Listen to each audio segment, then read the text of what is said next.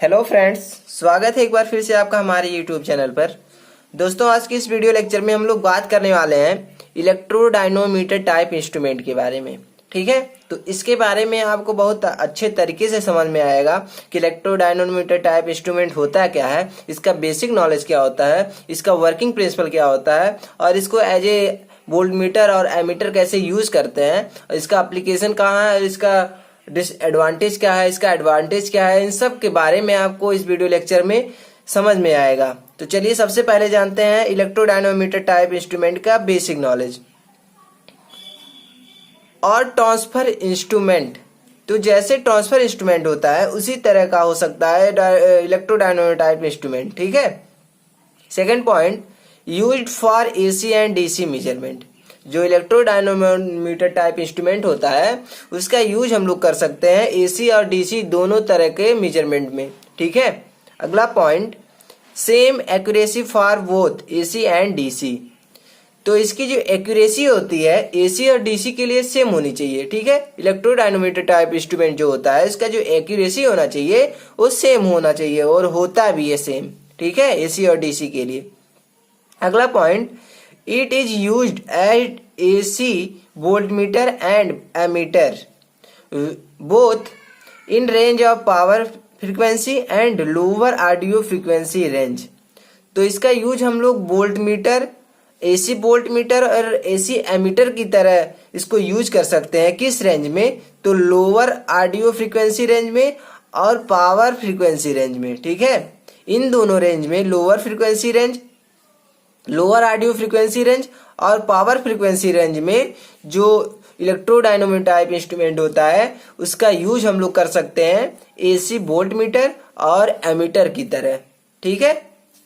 अब अगला पॉइंट है, they are used as wattmeter. इसका यूज हम लोग वाटमीटर की तरह भी कर सकते हैं। वाटमीटर क्या होता है? जिसके द्वारा हम लोग जो पावर होता है उसको मेजर करते हैं, उसको बोलते हैं वाटमीटर। तो जो इलेक्ट्रोडायनोमीटर टाइप इंस्ट्रूमेंट होता है उसका यूज करके हम लोग वाटमीटर की तरह यूज कर सकते हैं। उसके द्वारा हम लोग क्या मेजर कर सकते हैं? जो पावर होता है उसको भी मेजर कर सकते हैं। ठीक है। And with same modification as power factor meter and frequency meters. तो इसमें कुछ मॉडिफाई करके हम लोग इसको पावर फैक्टर मीटर भी बना सकते हैं और फ्रीक्वेंसी मीटर भी बना सकते हैं। पावर फैक्टर मीटर क्या होता है कि पावर फैक्टर को मेजरमेंट करता है और फ्रीक्वेंसी मीटर क्या होता है? फ्रीक्वेंसी को मेजर करता है। ठीक है, तो इसको वाट मीटर की तरह भी यूज कर सकते हैं और इसमें कुछ मॉडिफाई करके इलेक्ट्रोडायनोमीटर टाइप इंस्ट्रूमेंट में कुछ मॉडिफाई करके हम लोग इसको पावर फैक्टर मीटर और फ्रीक्वेंसी मीटर की तरह भी यूज कर सकते हैं।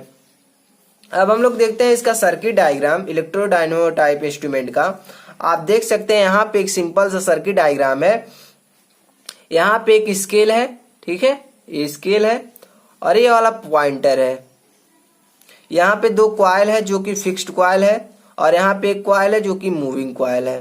ठीक है, तो इस तरह से होता है इसका सर्किट डायग्राम। यहाँ से हम लोग सप्लाई देते हैं, जिसको भी मेजर करना होता है उसको हम लोग यहाँ पे सप्लाई देते हैं और यहाँ पे वर्किंग प्रिंसिपल है, अभी देखते हैं कि कैसे वर्क करता है। तो यह होता है इसका circuit diagram.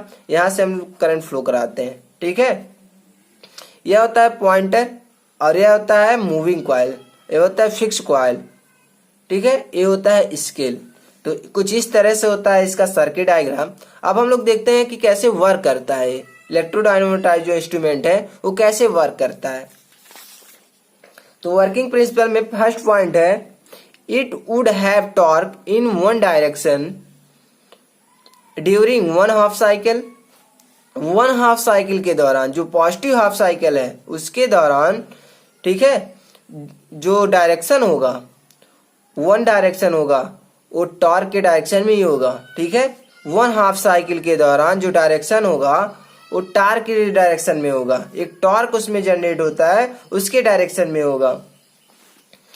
And equal effect in opposite direction during other half cycle. और दूसरे हाफ साइकिल में भी जो इसका डायरेक्शन होगा उसके अपोजिट होगा, लेकिन जो इफेक्ट होगा वो सेम होगा। ठीक है।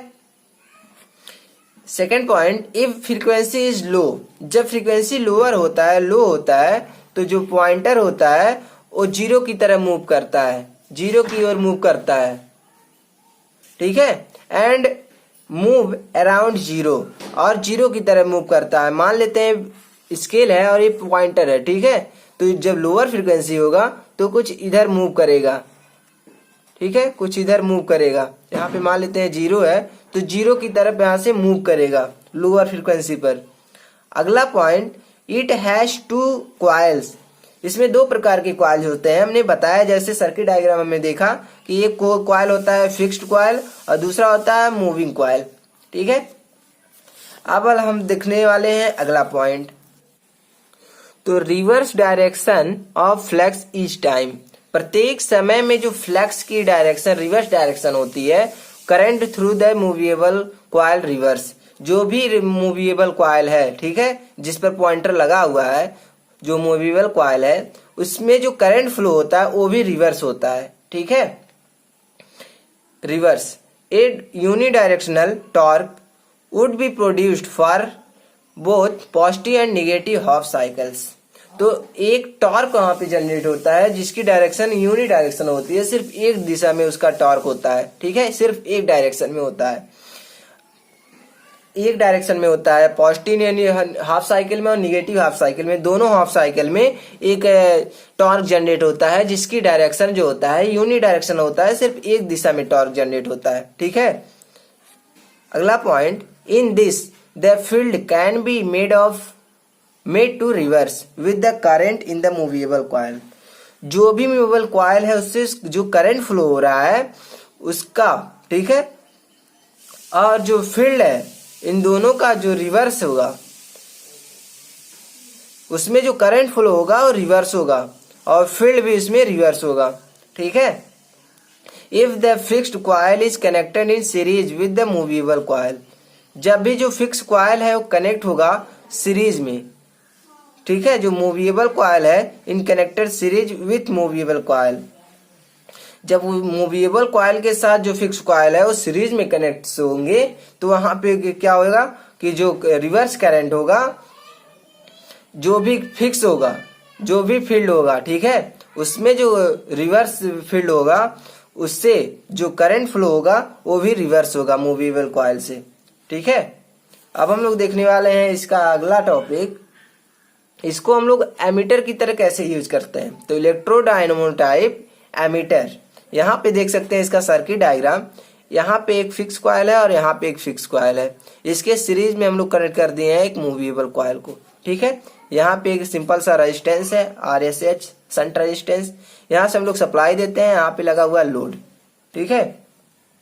तो इलेक्ट्रोडायनेमो टाइप मीटर का जो इंस्ट्रूमेंट होता है, इलेक्ट्रोडायनेमोमीटर जो एमीटर होता है, उसका सर्किट डायग्राम कुछ इस तरह से होता है। इसमें first point, fixed and movable coil are connected in series so carry same current. जो फिक्स कॉइल है और जो मूवेबल कॉइल है ये दोनों तीनों जो सीरीज में कनेक्ट है, ठीक है, सीरीज में कनेक्ट होने के कारण से जो इसमें करंट फ्लो होगा, जो करंट फ्लो होगा वो सेम होगा तीनों में, ठीक है। अगला point, RSH is used to limit current through movable coil to 100 milli ampere. तो जो RSH है उसका यूज हम लोग क्यों करते हैं, करंट को लिमिट करने के लिए। जो भी मूवेबल कॉइल है उसमें जो करंट फ्लो होता है, ठीक है, जो भी करंट फ्लो होता है उसको लिमिट करने के लिए हम लोग यूज करते हैं एक शंट रेजिस्टेंस का। तो इसमें जो करंट फ्लो हो सकता है वो 100 मिली एम्पियर हो सकता है। अब हम लोग देखते हैं अगला टॉपिक, जो इलेक्ट्रोडायनेमोमीटर वोल्ट मीटर है, ठीक है, उसका सर्किट डायग्राम क्या होता है। तो यहाँ पे देख सकते हैं कि ये दोनों आपका फिक्स कॉइल है और यहाँ पे आपका मूवेबल कॉइल है और यहाँ पे एक रेजिस्टेंस है जिसको हमेशा हाई रखा जाता है। इलेक्ट्रोडायनेमोमीटर वोल्ट मीटर जब हम लोग यूज करते हैं तो यहाँ का जो रेजिस्टेंस होता है उसको हाई रखा जाता है, तब हम लोग यूज कर सकते हैं इसको वोल्ट मीटर की तरह, ठीक है। तो ये दोनों जो कॉइल दिखाई दे रहा है फिक्स्ड कॉइल है और यहाँ पे जो एक कॉइल दिखाई दे रहा है ब्लू में वो मूवेबल कॉइल है, ठीक है। तो इसमें जो करंट फ्लो होगा वो I होगा और इसमें जो करंट फ्लो होगा वो I2 होगा। तो यहाँ पे देख सकते हैं इसका first point, it is used as a volt meter by connecting the fixed and movable coil in series ठीक है, विथ ए हाई रेजिस्टेंस। इन दोनों को हम लोग सीरीज में कनेक्ट करके वोल्टमीटर की तरह यूज कर सकते हैं, लेकिन इसमें क्या होता है कि इसमें जो रेजिस्टेंस है, आर की जो वैल्यू है वो हाई रखा जाता है, तब इसको हम लोग एज ए वोल्टमीटर यूज कर सकते हैं। ठीक है, अब हम लोग देखने वाले हैं इसका एडवांटेज क्या होता है। जो इलेक्ट्रोडायनोमीटर टाइप इंस्ट्रूमेंट होता है उसका एडवांटेज क्या होता है। The both coils or air card, so this instrument is free from hysteresis and eddy current losses। तो पहला इसका जो एडवांटेज होता है उसमें जो दोनों कॉइल होते हैं वो एयर कैड होते हैं, जिसके कारण से इसमें जो हिस्टेरिसिस और एडी करंट लॉसेस होते हैं वो नहीं होते हैं या बहुत कम होते हैं। ठीक है, अगला point, they have precision grade accuracy for frequency up to 40 and 500 kilo hertz. 40 से 500 किलो हर्ट्ज की जो फ्रीक्वेंसी है इसके लिए इसकी प्रिसाइज जो होगा वो बहुत अच्छा होता है।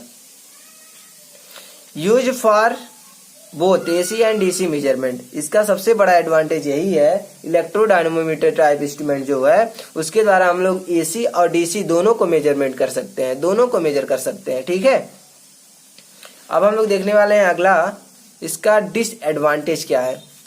तो यहाँ पे पहला फर्स्ट पॉइंट, लो सेंसिटिविटी। तो इलेक्ट्रोडायनोमीटर टाइप इंस्ट्रूमेंट जो होता है इसकी जो सेंसिटिविटी होती है वो लो होती है, पुअर होती है। Second point, scale is not uniform. Scale uniform नहीं होता है। ठीक है, इधर इधर मूव करता है, यूनिफॉर्म नहीं होता है, इसका डिसएडवांटेज है।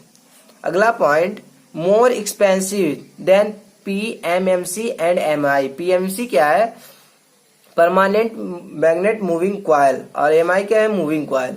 इसके बारे में हम लोग अगले वीडियो में डिस्कस करेंगे कि मूविंग कॉइल क्या होता है और PMMC क्या होता है।